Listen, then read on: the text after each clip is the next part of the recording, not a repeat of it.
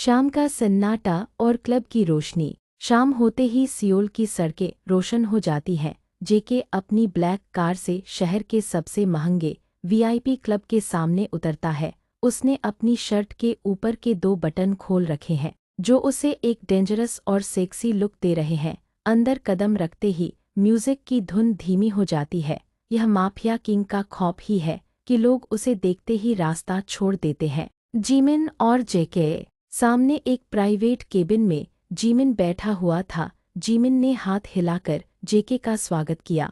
बहुत वक्त लगा दिया जेके, क्या बिजनेस में कुछ ज्यादा ही बिजी हो गए? जिमिन ने मजाक में कहा। जेके ने अपनी गहरी आवाज में जवाब दिया, बिजनेस और दुश्मन दोनों ही मुझे खाली नहीं बैठने देते। दोनों हंसते हैं, पर तभी जेके की नज़र केबिन के बाहर की गैलरी पर पड़ती है। सीन 8 पहली झलक द स्मॉल डिटेल। वहाँ एक लड़की खड़ी थी जो क्लब के स्टाफ से कुछ बात कर रही थी। उसने एक सफ़ेद रंग की ड्रेस पहनी थी जो उस अंधेरे क्लब में किसी टूटते सितारे जैसी लग रही थी। जेके ने गौर किया कि वह काफ़ी घबराई हुई थी और बार बार अपनी उंगलियों से अपनी अंगूठी घुमा रही थी। यह उसकी आदत थी जब वह डरी हुई होती थी। जेके की नज़रें उस पर जम गईं। उसने देखा कि उसकी आंखें नम थीं, पर उनमें एक अजीब सी चमक और हिम्मत थी। जिमिन ने जेके को खोया हुआ देखकर पूछा, क्या देख रहे हो? जेके ने अपना ड्रिंक टेबल पर रखा और धीमी आवाज में बोला, कुछ ऐसा जिसे यहाँ नहीं होना चाहिए था। एक नया मोड़।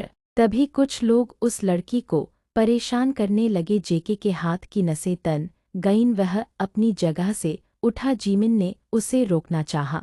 जेके, ये तुम्हारा इलाका नहीं है, पंगे मत लो। लेकिन जेके ने उसकी बात नहीं सुनी। वह अपनी जेब में हाथ डालकर एक शांत लेकिन जानलेवा चाल के साथ उस लड़की की तरफ बढ़ने लगा। आज रात जेओन एम्पायर का राजा किसी को बचाने के लिए अपना हाथ उठाने वाला था। खौफनाक सन्नाटा। जैसे ही जेके के भारी जूतों की आवाज़ उस लड़की के करीब पहुंचती है, पूरा क्लब जैसे थम जाता है। जो लड़के उसे परेशान कर रहे थे, जेके का चेहरा देखते ही उनके चेहरे का रंग उड़ जाता है। जेके कुछ बोलता नहीं है, बस अपनी जेब से हाथ निकालकर एक सिगरेट जलाता है। धुएं के पीछे से उसकी ठंडी और जानलेवा आंखें उन लड़कों पर टिकी हैं। रक्षक या भक्षक? हाथ छोड़ो इसका। जेके की आवाज़ धीमी है, पर उसमें इतनी ताकत है कि सामने वाले कांपने लगते हैं। लड़के तुरंत उस लड़की का हाथ छोड़कर वहां से भाग खड़े होते हैं। लड़की डर के मारे अपनी आंखें बंद किए हुए थी, लेकिन जब उसने अपनी कलाई पर किसी का गर्म स्पर्श वार्म टच महसूस किया तो उसकी धड़कनें रुक गईं। एक छोटा सा एहसास। जेके ने उसका हाथ नहीं पकड़ा था, उसने बस उसकी कलाई पर बंधा वो काला धागा देखा जो अब खुल चुका था। जेके नीचे झुकता है और बड़े ही आराम से उस धागे को दोबारा उसके हाथ पर बांधने लगता है। उस लड़की ने गौर किया कि माफिया किंग के हाथ, जो दुनिया के लिए पत्थर हैं, इस वक्त कितनी कोमलता से उसके हाथ को छू रहे थे।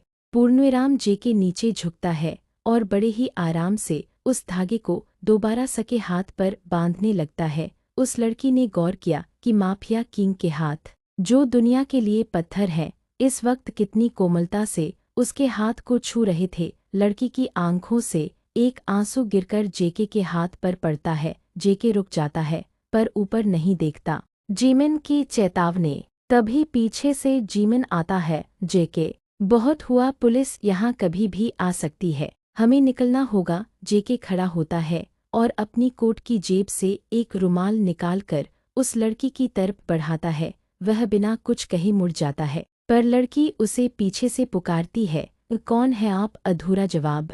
जेके रुकता है, आधी गर्दन घुमाता है और बस इतना कहता है, वो जिससे तुम्हें कभी नहीं मिलना चाहिए था। सस्पेंस वाला अंत।